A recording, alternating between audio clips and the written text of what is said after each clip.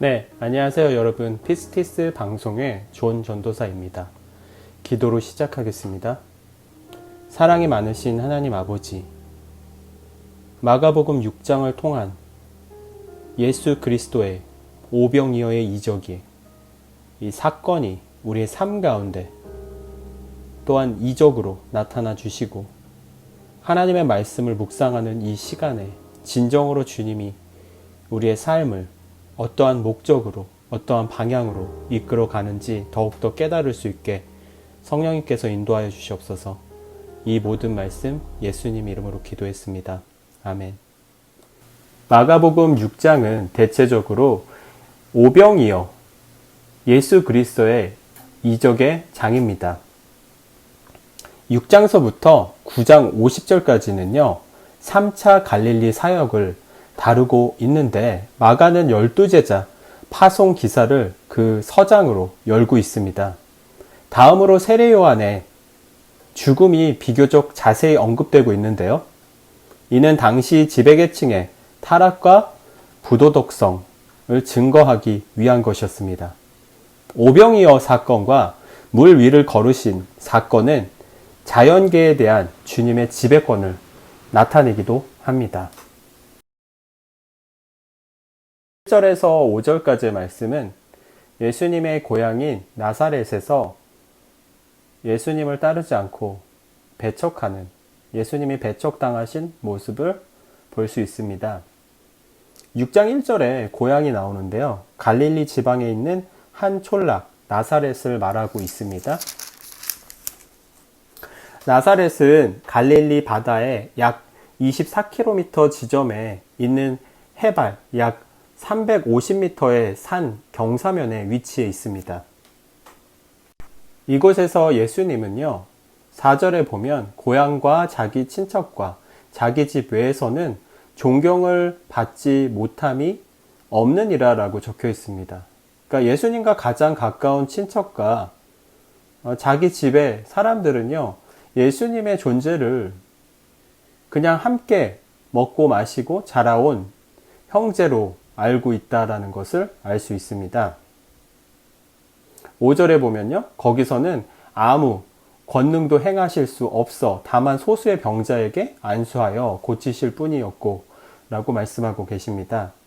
이 아무 권능도 행하실 수 없다라는 말씀, 사람들이 받아들일 능력이 없기 때문에 예수님은 나사렛에서 아무 기적도 행하실 수 없었습니다. 사람들이 기적을 통해 그들에게 다가오시는 하나님을 받아들이지 않았기 때문에 기적은 의미가 없어집니다. 이 모든 이적은요, 믿음에서부터 일어난다는 것을 알 수 있습니다.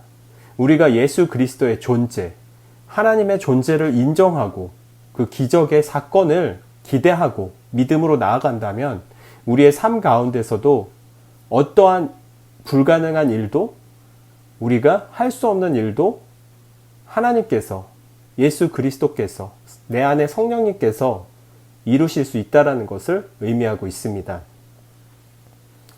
6절에 보면 안타깝게도 그들이 믿지 않음을 이상히 여기셨더라. 이에 모든 촌에 두루 다니시며 가르치시더라 라고 말씀하십니다. 예수님께서 하나님의 아들이심을 믿지 않는 사람들을 향해서 이상히 여기시고 안타깝게 여기시면서 그것을 버려두지 않으셨다는 겁니다. 모든 촌락에 두루 다니시면서 직접 가르치셨다라고 말씀하십니다. 복음을 전한 것이죠. 예수 그리스도의 능력, 구원의 역사를 예수님께서 직접 전하고 다니셨다는 것을 의미합니다. 그만큼 예수님이 전 인류를, 모든 사람을 구원하고 싶어하는 그 예수 그리스도의 사랑의 마음을 우리가 알 수 있습니다. 7절에서 13절까지의 말씀은 예수님께서 직접 예수님의 복음을 전하시면서 제자 파송과 귀환에 관한 이야기를 말씀하고 계십니다. 예수님은 제자들을 통해서도 하나님의 복음을 전하길 원하십니다. 11절에 어느 곳에든지 너희를 영접하지 아니하고, 그러니까 예수님의 제자라는 것을 받아들이지 못하는 사람들을 향해서 이야기하는 거죠. 너희 말을 듣지도 아니하거든 거기서 나갈 때 발 아래 먼지를 떨어버려 그들에게 증거를 삼으라 하시니. 그러니까 발 아래 먼지까지도 떨어버리라는 말씀은요, 그 지역이, 그리고 그 사람들이 모인 곳이 하나님의 말씀을 영접할 수 없는 곳이기 때문에 그 먼지까지도 떨어버리면서 그곳을 지나치라라는 말씀입니다. 한편으로는 굉장히 이해할 수 없는 부분이기도 해요. 믿지 않았기 때문에 더 많은 복음을 전하고 전도하고 이해시키려고 노력을 해야 되지만, 그 부분은요, 일단 복음이 들어갔습니다. 우리가 복음을 전한 사람들을 우리의 지혜와 지식으로는 절대로 그 복음을 이해시키고 또한 믿게끔 만들 수는 없다는 것을 의미합니다. 아무리 우리가 지혜와 지식이 많은 것을 배웠음에도 불구하고 하나님의 복음을 전하는 것은 우리는 도구일 뿐입니다. 예수 그리스도의 존재를 전달하고 그 결과 좋은 열매를 맺을 수 있게 해주시는 그 절대적인 권력은 하나님의 능력 안에 있습니다. 그렇기 때문에 믿지 않는 사람들 향해서는 우리는 전달을 했기 때문에 그곳에서 떠나라고 말씀하고 계십니다. 12절에요. 제자들이 나가서 회개하라 전파하고. 복음을 전할 때 가장 먼저 전하는 것은 회개하라입니다. 오늘날에 우리가 지금 살고 있는 코로나 팬데믹 상황은 아주 급격하게 자연의 재해들, 또한 변종 코로나 바이러스가 델타를 비롯하여 여러 종류의 이 변종이 일어나기 때문에 이것을 연구하는 학자들은요, 변종 바이러스가 멈추지 않을 것이라고 이야기합니다. 또한 지구온난화를 연구하는 학자들 또한 앞으로의 우리 지구상의 환경의 변화는요, 폭풍우와 산불과 또 다른 지진들을 지속적으로 더 많이 미래에 일어날 것이라고 이야기합니다. 이 변종 바이러스의 가장 마지막 단계를 성경을 빗대어 종말의 시대, 마지막 시대라고 불리는 사람도 있습니다. 이렇듯 우리가 지금 살고 있는 이 세상 가운데서도 12제자가 하나님의 복음을 전하는 가장 첫 번째 단계인 죄를 회개하고 하나님 앞으로 나아오길 바라는 예수 그리스도, 하나님, 그 마음을 우리는 읽어야 할 것입니다. 그리고 우리 마음속에 하나님을 영접하고 싶다면 우리의 죄를 먼저 회개해야 된다는 것을 의미합니다. 13절에 회개한 모든 이들을 향해서 예수님의 복음을 전하는 12제자를 포함한 믿는 모든 이들이 예수님과 같은 능력을 갖게 된다는 것을 의미합니다. 13절에 보시면요, 많은 귀신을 쫓아내며 많은 병자에게 기름을 발라 고치더라 라고 말씀하고 계십니다. 영적으로 피폐된 사람들, 영적으로, 정신적으로 내 마음 안에 많은 문제들이 있습니다. 그것들을 고쳐내는 능력을 우리에게 부어주십니다. 그리고요, 육적으로 고통스러워하는 많은 병자들에게 기름을 바른다는 것은 성령님이 임재하신다는 거죠. 우리가 기름 부음을 받는다는 것은 하나님의 은혜를 받는다는 것을 의미합니다. 그 가운데서 성령님이 우리의 육체 또한 고쳐주심을 말하고 있습니다. 그 이적이 일어난다는 거죠. 우리 생각해 보세요. 우리 삶에서 가장 고통스러운 것이 무엇일까요? 정신적인 고통과 육체적인 고통입니다. 우리가 정신적으로 마음이요, 불안하고 두렵고요, 힘들고 죽고 싶은 마음이 있다면 세상을 끝내버리려고 할 것입니다. 그리고 술과 담배와 또 다른, 요즘에는 신종 마약까지 사람들이 손을 대고 자기의 정신을 어떻게 해서든 마음을 편하게 하기 위해서 거기에 손을 댑니다. 그러나 그 기쁨은 잠시입니다. 그러나 우리가 죄를 회개하고 하나님 앞으로 나아간다면 영원한 기쁨, 영원한 평안 가운데 놓일 수 있습니다. 그리고요, 우리가 많은 부를 갖고 많은 것을 누렸는데 갑자기 몸이 아픕니다. 죽을 병에 걸립니다.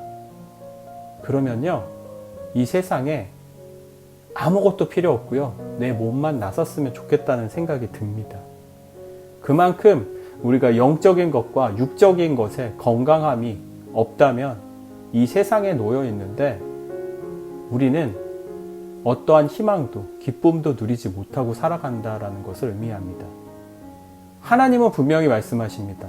하나님 안에 있는 백성들은 영적인 것을 치유할 수 있는 능력, 그리고 육적인 것 또한 치료할 수 있는 능력을 우리에게 부어주신다는 것을 의미합니다. 이것이 얼마나 큰 기쁨입니까? 하나님 앞으로 우리의 마음을 드렸으면 좋겠습니다. 14절에서 29절까지의 말씀은 세례 요한의 죽음에 관한 이야기입니다. 세례 요한은 그 당시에요, 헤롯 왕이 있습니다. 헤롯 왕은 대왕들의 그 아들들 가운데서 하나인 헤롯 안디바를 말하고 있는데요. 그는 갈릴리와 베레아 지방의 분봉왕으로서 BC 4년부터 AD 39년까지 통치하였습니다. 그의 생일잔치를 벌이던 중에 헤로디아의 딸이요, 친히 들어와서 춤을 추고 헤롯과 그와 함께 앉은 자들을 기쁘게 했습니다. 그로 인해서 23절에 또 내 맹세하기를 무엇이든지 내가 내게 구하면 내 나라의 절반이라도 주리라라고 이야기합니다. 그를 통해서 헤로디아의 딸이 어머니께 물어봅니다. 내가 과연 헤롯 왕에게 무엇을 구할까? 24절에 이렇게 나옵니다. 그가 나가서 그 어머니에게 말하되 내가 무엇을 구하리이까? 그 어머니가 이르되 세례 요한의 머리를 구하라 하니. 쉽지 않은 결정입니다. 금은 보화를 원할 수도 있음에도 불구하고 이 어머니의 대답, 어머니가 원하는 것은 어느 한 사람, 그것도 성인이었던, 당대 성인이었던, 하나님의 말씀을 붙잡았던 사람의 머리를 구하라고 이야기합니다. 조언을 합니다. 그로 인해서 26절에 보면요, 왕이 심히 근심하나, 많은 근심을 합니다. 왕이 근심한 이유는 없었겠죠. 한 나라의 통치자이기 때문에 자기 마음대로 왕의 권한으로서 사람을 살리기도 하고 죽이기도 할 수 있는 그러한 강력한 권한을 가졌음에도 불구하고 근심합니다. 그 이유는요, 20절에 이렇게 얘기합니다. 헤롯이 요한을 의롭고 거룩한 사람으로 알고 두려워하여 보호하며 또 그의 말을 들을 때 크게 번민을 하면서도 달갑게 들음이로라. 여기서 참 중요한 구절이 많은데요. 거룩한 사람이에요. 헤롯이 요한을 바라봤을 때, 그리고 그 사람을 두려워합니다. 왕이 어떠한 통치와 권한을 가지고 국가를 경영을 합니다. 운영을 합니다. 그런데 세례 요한에게 조언을 받을 때 옳고 그름을 분명하게 나타내는 세례 요한의 대답을 받게 됩니다. 그로 인해서 크게 번민도 하죠. 왜? 항상 좋은 말만 하는 것이 아닌 거죠. 현자였죠. 세례 요한은. 그리고 그것에 대해서 근심과 걱정을 하면서도 세례 요한의 방법대로 왕이 통치를 한다는 것을 의미하는 이 구절이 있습니다. 달갑게 들음이로라. 좋게 듣고 반응을 했다는 거죠. 그런 왕이요, 헤로디아의 딸의 요청에, 세례 요한을 죽이라는 그 요청에 근심을 합니다. 근심한 이유가 그 후반절 구절에 나옵니다. 자기가 맹세한 것과 자신의 맹세를 어길 수 없다라고 생각을 한 거죠. 첫 번째는. 두 번째는요, 그 앉은 자들로 인하여 그를 거절할 수 없는지라. 앉은 자들은 신하들입니다. 충신들입니다. 그럼에도 불구하고 자신이 맹세한 그 말로 인해서 그 사람들, 많은 사람들에게 왕의 권위를 보여주려고 죽인다는 것을, 결단을 내린다는 거죠. 사람의 눈치를 보는 거죠. 진정으로 정의가 내려지는 곳에서, 옳고 그름이 분명한 곳에서는 사람의 눈치를 보고 잘못된 결론을 하게 되는 그 왕의 삶을 보게 됩니다. 우리의 삶은 어떤가요? 우리는 진정으로 바라보고 있는 이 사회가 옳은 길로 가지 않는다면 우리가 옳은 소리를 할 수 있는 그런 기독교인이 되었으면 좋겠습니다. 그리고 30절에서 44절의 말씀은 예수님이 드디어 공생애를 시작하게 되십니다. 많은 사람들을 이끌고 가르치고 하나님의 복음을 전합니다. 자, 여기서 5,000명을 먹이신 오병이어의 이적을 볼 수 있습니다. 34절에 예수께서 나오사 큰 무리를 보시고 그 목자 없는 양 같음으로 인하여 불쌍히 여기사 많은 사람들이 세례 요한이 죽음 후에 목자가 없는 양같이 이리 뛰고 저리 뛰는 그런 모습을 바라보시고 불쌍히 여기시고 이에 여러 가지로 가르치시더라. 예수님이 드디어 말씀, 복음을 전하는 일을 시작하게 되십니다. 그리고 많은 사람들이 예수님을 따릅니다. 그 가운데 배고픔 가운데 놓이게 됩니다. 그로 인하여 예수님이 5,000명을 먹이시는 이적을 베푸십니다. 41절에 예수께서 떡 5개와 물고기 2마리를 가지사 하늘을 우러러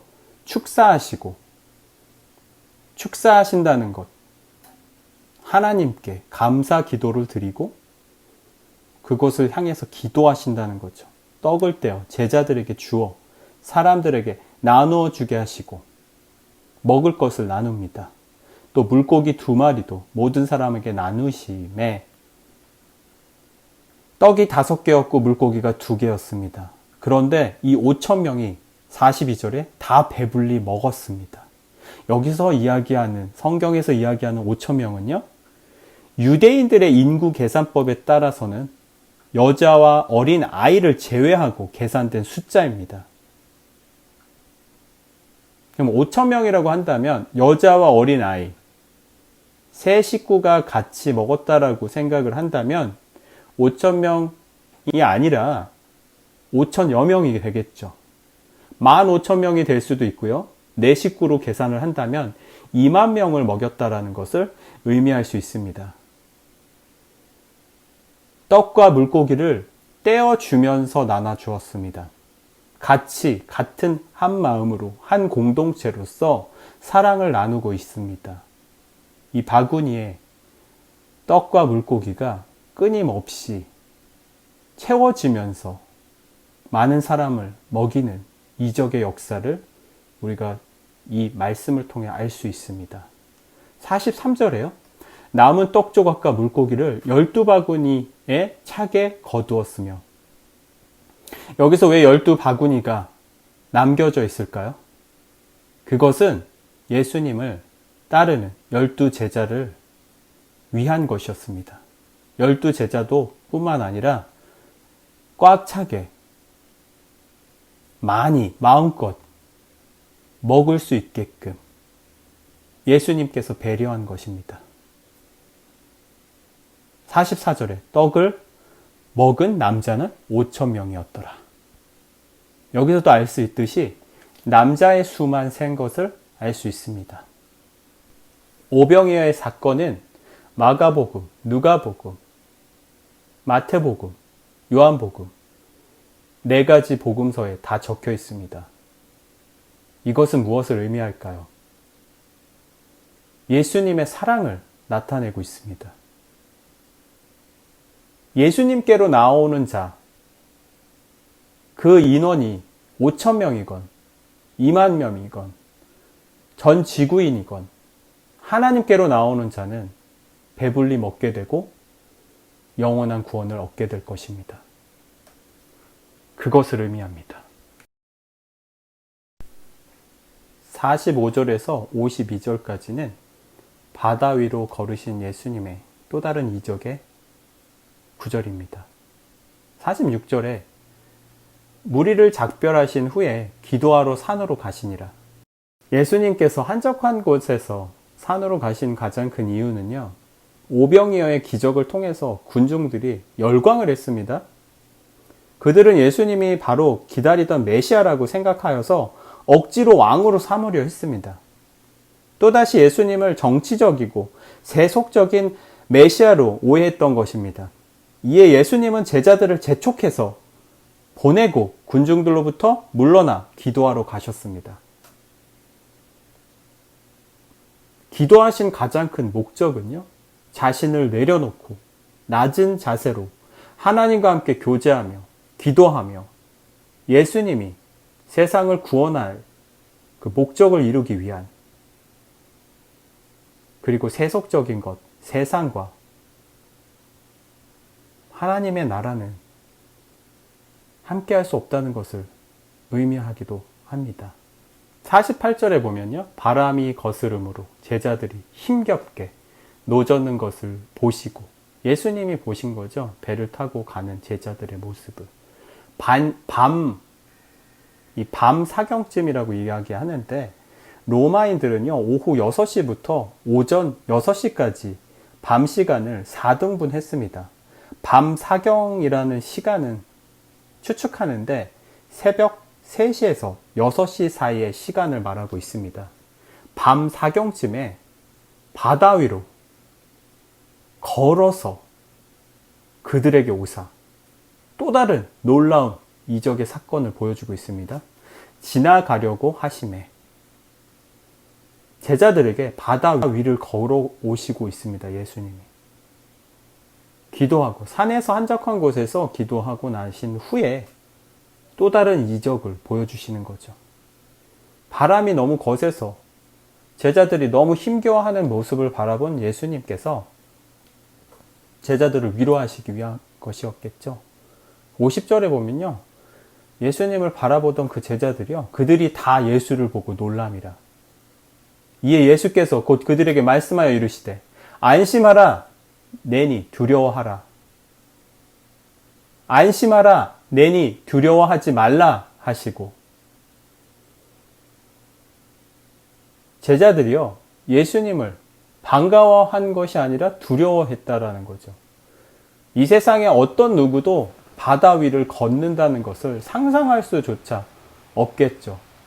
과학 문명이 발달된 세상에 살아가는 우리 이 21세기 미래 지향적인 삶을 살아가고 있는 우리의 삶도요, 어느 누구도 바다 위를 걷는 사람을 보게 된다면 두려워하고 놀랄 것입니다. 이렇듯 제자들이 마음이 불안하고 분주한 가운데서 저 사람 누구일까? 귀신일까라고 고민하는 것을 예수님은 알아차리신 거죠. 그리고 안심하라. 내니 두려워하지 말라 라고 말씀하십니다. 52절에 이는 그들이 그 떡 떼시던 일을 깨닫지 못하고 도리어 그 마음이 둔하여 졌음이로라 라고 말하고 있습니다. 예수님이 오병이어의 이적을 일으키셨습니다. 얼마 전이요. 그런데 제자들은 예수님의 그러한 세상에 할 수 없는 이적을 하는 것을 눈으로 본 제자들이요, 또 금방 까먹습니다. 잊어버립니다. 그리고 그 마음이 둔해졌습니다. 예수님이 결코 세상 사람들이 할 수 없는 일을 하나님의 아들이니까 할 수 있다는 것을 믿었지만요, 눈앞에 보여지는, 펼쳐지는 이적을요, 믿지 못하는 거죠. 사람의 마음은 그렇습니다. 우리가 보고 싶은 마음만 봅니다. 마음이 둔하여졌기 때문에 예수님의 존재를 또 까먹은 거죠. 우리도요, 하나님과 함께 교제하고 하나님의 뜻을 알려고 한다면 우리의 각자의 시간 가운데서 조용한 곳, 하나님과 1대1로 만날 수 있는 곳에서 기도하는 시간을 단 5분이라도 드렸으면 합니다. 53절에서 56절까지 말씀은 게네사렛의 병자 치유입니다. 56절에 아무데나 예수께서 들어가시는 지방이나 도시나 마을에서 병자를 시장에 두고 예수께 그의 옷가에라도 손을 대게 하시기를 간구하니 손을 대는 자마다 다 성함을 얻으니라 라고 말씀하고 있습니다. 간구합니다. 간절합니다. 간절히 구하는 마음 가운데, 믿음 가운데 예수님의 옷자락만 만져도 치유되는 역사를 보여주는 장면입니다. 우리의 믿음은요, 간절히 구하는 마음만 있다면 이 세상에 하나님의 능력이 우리의 삶 가운데 임할 것입니다. 우리는 간구하는 기도로 하나님과 함께 동행하고 예수님의 복음을 전하는데 전념하여야 할 것입니다. 마무리 짓습니다.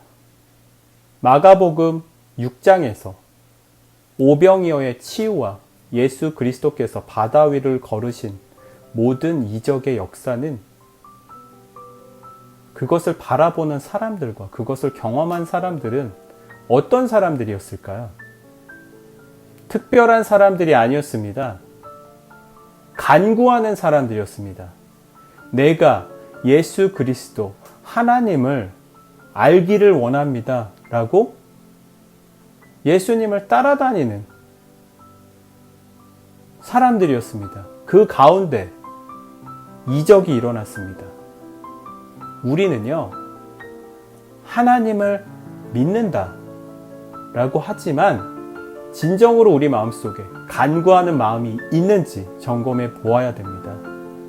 간절히 구하는 마음으로 하나님께 또 우리만의 한적한 곳에서 세상과 멀어진 채로, 세상과 단절된 채로 오직 영적인 것을 바라보는 하나님의 뜻과 나라를 이루기 위한 하나님과의 교제를 우리가 간구한다면 우리가 이 세상을 살아가는데 하나님이 함께 하실 것이고 우리의 삶에 이적과 많은 이적들을 보여주실 것이고 그 길로 인도하실 것입니다. 그리고 우리는 영적과 육적인 모든 완전한 치유 가운데서 많은 사람들에게 하나님의 복음을 전하고 영적인 치유와 육적인 치유가 필요한 곳에 우리를 하나님께서 보내시고 사용하실 것입니다. 지금까지 저와 함께한 모든 이들에게 하나님의 사랑과 은혜와 평강이 여러분의 삶 가운데 놓여지고 매일의 삶이 오병이어의 이적처럼 우리의 삶의 막힌담을 허물어 주시는 성령님의 역사와 하나님의 나라와 뜻이 우리의 삶을 이끌어 주실 모든 이적들이 우리의 간구하는 마음 가운데서 이루어지길 간절히 기도합니다. 감사합니다. 다음 시간에는요, 마가복음 7장에 보여준 정결법 논쟁을 통한 또 다른 하나님의 계명과 뜻이 무엇인지 함께 묵상해 보는 시간이 되도록 하겠습니다. 다음 시간에 만나요. 여러분 안녕.